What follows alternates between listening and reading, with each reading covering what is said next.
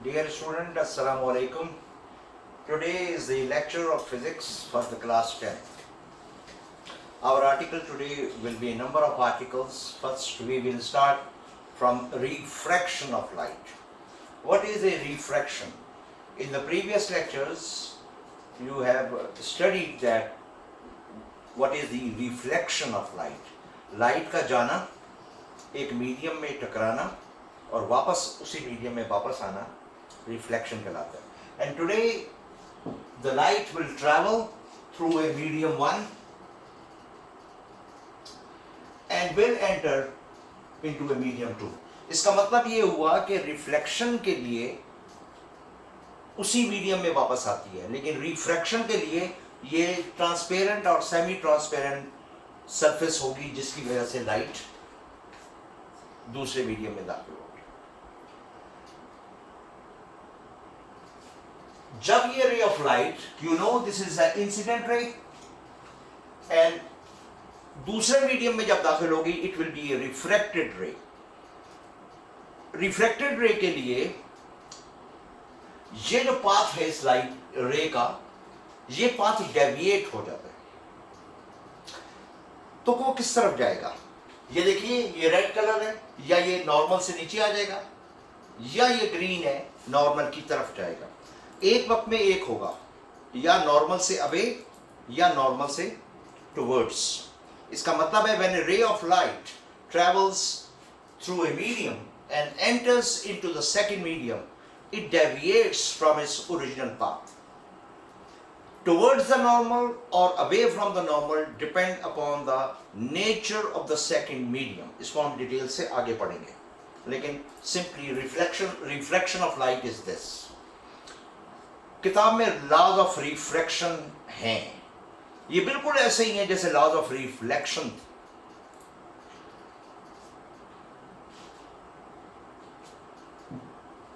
Law of refraction में the ray, incident ray, the refracted ray and the point of incidence lies in the same plane. बिल्कुल ऐसे ही जैसे laws of reflection. And definitely the angle of incidence और angle of refraction कभी भी बराबर नहीं होंगे. ये आगे जाके डिटेल से पढ़ेंगे कि बड़ा होगा या छोटा होगा. एक बात क्लियर कर लें कि जब एक रे ऑफ लाइट डेंसर से रेयर मीडियम में जाएगी या रेयर मीडियम में जाएगी. डेंसर क्या है? भारी, और रेयर क्या है? हल्का. Say this is water and this is air. Air is rarer than water. तो वाटर डेंसर मीडियम है, एयर रेयरर है. What will happen? Check it out. ये एक रे ऑफ लाइट है, इंसिडेंट हुई, ये एंगल ऑफ इंसिडेंस है, and now where the ray will go? It will bend away from the normal. Bend away from the, रास्ता क्या था? रास्ता ये था, लेकिन हो गई इस तरफ. रे का इधर जाना और ये नॉर्मल है, तो bend away from the normal. So angle of incidence will be smaller than the angle of refraction. या angle of refraction will be greater than the angle of incidence. And vice versa. Vice versa का क्या मतलब है? कि जब वो rarer से denser में आएगी तो she will bend towards the normal. इसका मतलब है ये इलाका कवर हो गया. किस तरफ जाएगी ये? What is the Snell's law? Snell's law is very important. ये एक imaginary line जो दो मीडिया को डिफरेंशिएट कर रही है. ये वाटर से, this is air, this is denser and this is rare medium. And now you must learn what will happen कि जब वो denser से rarer में जाएगी,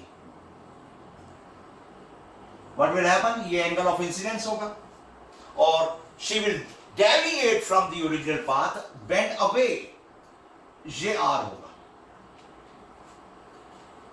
I call it I1, I call it R1. ये सोर्स ऑफ लाइट है, याद रखिएगा। इससे एक और रे लेते हैं, वो रे इधर पड़ेगी, एंड नाउ ये I2 है, it will be like this is R2, and we can take millions of rays. I have taken only 2. What is the Snell's law? Snell's law ये कहता है कि जब भी कोई भी रे रेयर से डेंसर में जाए या डेंसर से रेयर में जाए, तो जब डेंसर से रेयर में जाएगी तो अवे, और रेयर से डेंसर में आएगी टुवर्ड्स, तो एंगल ऑफ इंसिडेंस और एंगल ऑफ रिफ्रैक्शन कभी भी बराबर नहीं होगी, बिकॉज रिफ्रैक्शन में हमेशा डेविएशन ऑफ एंगल होती है। What is Snell's law? वो कहता है कि I और R बराबर नहीं होते, लेकिन अगर इनके साइंस की रेशो ली जाए I1 over sign of R1, mathematics में इसको रेशो कहते हैं, ये रेशो हमेशा किसी भी दूसरी रेशो के बराबर होगी, और ये R2, ये जो होगा एक फिक्स नंबर होगा, which is called the refractive index N। I और R कभी भी बराबर नहीं होंगे, या I बड़ा होगा या छोटा होगा, depending upon from where the ray is travelling from one medium to other. I have told you कि जब डेंसर से रेयर में जाएगी तो R बड़ा होगा, I छोटा होगा, और रेयर से डेंसर में आएगी तो the idea will be reverse. ये कभी बराबर नहीं होंगे, लेकिन इनकी साइंस की रेशोस अगर मिलियंस ऑफ एंगल्स ले I और R, तो ये रेशो हमेशा एक नंबर के बराबर आएगी। Snell's law. N is the refractive. The most important thing in refraction is the refractive index of second medium with respect to first. याद रखिएगा सेकंड मीडियम का, अगर ये वाटर से एयर में जा रही है तो sine I over sine R जो होगा refractive index of air with respect to water होगा, जो कि ऐसा नहीं होता, लेकिन फिर भी लेना सेकंड मीडियम पे। रिफ्रैक्टिव इंडेक्स, हर मीडियम का रिफ्रैक्टिव इंडेक्स एयर के लिहाज से नापा जाता है, because in our daily life we maximum deal with air, air से वाटर, एयर से ग्लास, और एयर से diamond, whatever is the case. This is known as Snell's law. I again repeat the Snell's law because it is important. When a ray of light travel from one medium and enter into the second medium, I and R are never equal, but the ratio of their signs is always equal to a number which is known as refractive index. Refractive index हमेशा किसी material के बारे में आपको बताएगा कि ये कितना हवा के मुकाबले में डेंस है या रेयर। वैसे हवा सबसे रेयरर मीडियम है, हवा से भी ज़्यादा अगर रेयरर मीडियम चाहिए तो you need a vacuum. What is a vacuum? A low pressure of air. So हवा के अंदर भी डिफरेंट हो सकते हैं, लेकिन एयर का। आप अगर अपनी बुक्स को देखें, जो कि बुक्स आपको फेडरल बोर्ड में पढ़ाई जाती हैं, तो द पेज नंबर 43, इसमें डिफरेंट मटेरियल्स के रिफ्रैक्टिव इंडेक्स दिए गए। One of them is a diamond material and refractive index. Diamond का 2.42 है, एंड मैं इनमें से एक वाटर ले लेता हूं। Water is 1.33. एयर का refractive index 1.00. If you ask your teacher why the refractive index of air is 1, what the teacher will say? What do you think of yourself? Why the refractive index of air is 1? Different student will say, maximum of them will say, air क्योंकि reference है, लिहाजा इसका refractive index 1 माना गया। Absolutely wrong. I will show it to you here why the refractive index of air is taken as 1. देखिए, याद रखिएगा refractive index second medium का होता है विद रिस्पेक्ट टू फर्स्ट. इसका मतलब ये हुआ कि फर्स्ट का मतलब है यहां से रे जाएगी और सेकंड में जाएगी, तब उस मटेरियल का रिफ्रैक्टिव इंडेक्स होगा. डायमंड का पहले देख लें. ये एयर, ये एयर, ये डायमंड. एयर क्योंकि हल्की है इसलिए ऊपर है, डायमंड भारी है इसलिए नीचे है. वैसे कुछ नहीं हो सकता, आप डायमंड को नीचे रख के ऊपर वाली एयर भी ले सकते हैं. ये एक इंसिडेंट रे आई, ये आपका नॉर्मल, ये एंगल ऑफ इंसिडेंस है.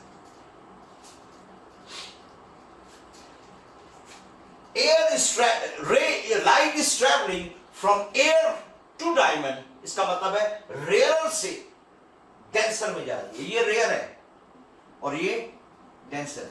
तो जब डेंसर से रेयर में जाती है तो अवे फ्रॉम द नॉर्मल. तो जब डेंसर से रेयर में, तो जब रेयर से डेंसर में जाएंगी टुवर्ड्स द नॉर्मल. तो ये लाइट यू नहीं जाएगी, it will be bended towards the normal. तो ये आपका पास आर, ये आर कम हो जाएगा इसके मुकाबले. And now if you apply the Snell's law, that is sin I over sin of R will be refractive index of diamond, because then second material का, second medium का refractive index होता है. And now please listen carefully. I इसमें बड़ा है, R इसमें छोटा है. तो साइन ऑफ आई और एंगल और साइन डायरेक्टली प्रोपोर्शनल है. तो साइन ऑफ आई बड़ा होगा और साइन ऑफ आर छोटा होगा. ये बड़ा, ये छोटा. नाउ बड़ा डिवाइड बाई छोटा is greater than 1. Therefore diamond का 2.42 होता है refractive index of the diamond. और विद रिस्पेक्ट टू एयर आज के बाद हम नहीं कहेंगे, क्योंकि तमाम मटेरियल्स में जो एक मीडियम है वो एयर होगा. So it will be A refractive index of the diamond. और 2.42 यू कैन कैलकुलेट इट कि कैसे होगा. यहां पर अभी नहीं है, एप्लीकेशंस में इसके आ सकता है. And now if you take the air, ये बात बहुत रियलिस्टिक नहीं है, लेकिन we have to believe in this. मिसाल के तौर पर एक आपका मटेरियल ये एयर है और ये मटेरियल भी एयर है. You will say nonsense idea to discuss, क्योंकि रिफ्रैक्शन के लिए दो मीडिया को जिनकी रिलेटिव डेंसिटी डिफरेंट हो उनको दिया जाता है. मैं कह रहा हूं नहीं, ये दोनों एक ही एयर है. इसका मतलब है इनकी डेंसिटी सेम. ये एयर और ये एयर की डेंसिटी सेम है. And now what will happen, ये आई, ये आपके पास नॉर्मल, ये angle of incidence. And now if I ask you where the ray will go, towards the normal or away from the normal, you will say it will go straight up, because refraction cannot be produced. It will go straight up. Why? Because this air and this air have got the same density. It will go straight up. And now I will say, what is this? You will say this is R. Although the refraction is not there, but you have to believe that the ray will go straight. And now if you take sin I over sin R, it will be refractive index of this air with respect to this air. That is air. And now what is I? You say I is I, and what is R? They are vertical angles. So sin of R is again I. So what will be that? You will say this will cancel out by this and you will get 1. So refractive index of air is 1. ये बात बहुत realistic नहीं है, but you have to believe in this. कि ये air में से air में डेविएशन नहीं होगी एंगल की. So this angle और बाकी तमाम मटेरियल्स की भी. So this was the application of the Snell's law. And now, what is the one of the application of this is the total internal reflection.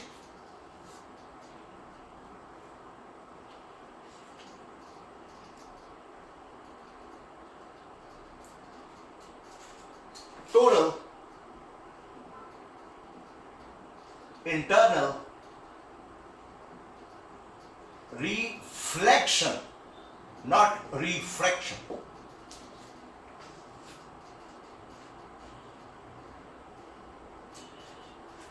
This is water,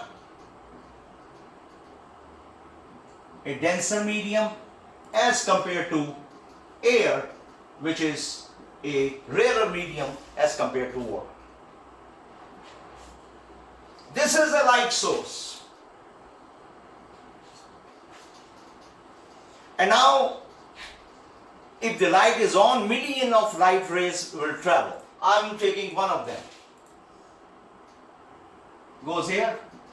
What is the normal? This is normal. This is I1. And now, what do you think? The ray is traveling from a denser medium into a rarer medium. So where she will go? She will bend away from the normal. Away from the normal. So this R1 must be greater than this I1. Okay? And now if you take the same ray of incident ray, what do you think of this? This is I2. And believe in physics that this I2 will be greater than this I1. ये आपको खुद सोचना है. I am giving you an assignment that I2 will be greater than I1. So what will happen? The ray will bend away. इसका मतलब है I2 से बड़ा होगा R2. इसका मतलब है more bending. More bending. Like this. And this is R2. ये कितनी रेज निकल रही हैं यहां से? Millions and trillions. मैंने कितनी ली हैं? Only 2. इसके और इसके दरमियान में millions and trillions of light rays are there and they are bending. इसका मतलब है ये तस्वीर देखें, ये यूं है. Like this. Millions of pictures. And now I will draw a wonderful picture and you have to note it down. एक एंगल ऑफ इंसिडेंस ऐसा आता है, ये I3. ये 3 एंगल नहीं है please. Millions of angles. I have only shown 3. Millions of angles. ये I3 एक ऐसा आएगा कि जिसमें रे ऑफ लाइट रिफ्रैक्ट होने के बाद इस सरफेस पे आ जाएगी. This imaginary surface which is in between the water and the air. This is R3, which is nothing but 90 degrees. I will call this angle of incidence not a angle of incidence. In physics, we call it critical angle. Critical angle. So what is a critical angle? It is the angle of incidence for which the corresponding angle of refraction goes to 90. And now what will happen next? What will happen next? You will say कि जो ही आप आगे जाएंगे critical angle से बढ़ेंगे. याद रखिए ये एंगल इससे बड़ा है, ये एंगल इससे बड़ा है. जो जो हम आगे जा रहे हैं ये एंगल बढ़ रहा है, एंगल ऑफ इंसिडेंस. और मैंने आपको कहा कि you have to think about this. नहीं आता तो मुझे फीडबैक दे, मैं आपको जवाब दूंगा कि ये अब जो ही हम इस एंगल ऑफ इंसिडेंस से बढ़ेंगे क्रिटिकल एंगल से, अब जो ही आगे जाएंगे ये आपका क्या ख्याल है, ये एंगल इस एंगल से बढ़ जाएगा. And now what do you think of yourself where the refracted ray will go? You will say, यार ये तो यूं आ गई है. Where she will go? She will be no more refracted now. ये याद रखिए, मैंने यहां से यहां तक millions of points छोड़ दिए, millions of points छोड़ दिए. इन तमाम में refraction नहीं होगी. What will happen? the total internal reflection. The ray will be reflected. अगर इसको मैं I कह दूं, I naught, तो ये R naught आ जाएगा. And this phenomena in physics is called total internal reflection. Reflection. इसका मतलब ये हुआ कि अगर लाइट को रिफ्रैक्ट होना भी हो तो वो रिफ्रैक्ट नहीं होगी, रिफ्लेक्ट होगी. कब? जब आपका angle of incidence critical angle से बढ़ जाए. When the ray of light traveling from one medium and enters into the second medium, denser से रेयर में होगा तो एंगल ऑफ रिफ्रैक्शन बढ़ता जाएगा. आप अपने एंगल ऑफ इंसिडेंस को बढ़ाते जाएं, एंगल ऑफ रिफ्रैक्शन बढ़ता जाएगा. ए टाइम विल कम कि एक ऐसा एंगल ऑफ इंसिडेंस आएगा कि जिसके लिए करस्पॉन्डिंग एंगल ऑफ रिफ्रैक्शन 90 होगा. इस एंगल ऑफ इंसिडेंस का नाम इस एंगल ऑफ इंसिडेंस का नाम क्रिटिकल एंगल है. अब अगर हम अपने एंगल ऑफ इंसिडेंस को क्रिटिकल एंगल से बढ़ा देंगे, what will happen? The ray will no longer suffer refraction, but it will be totally reflected back in the same medium. Such reflection of light is called total internal reflection.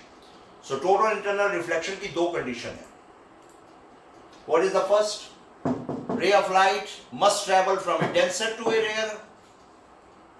And second is the angle of incidence must be greater than the angle of, must be greater than the critical angle. There are many applications of the total internal reflection.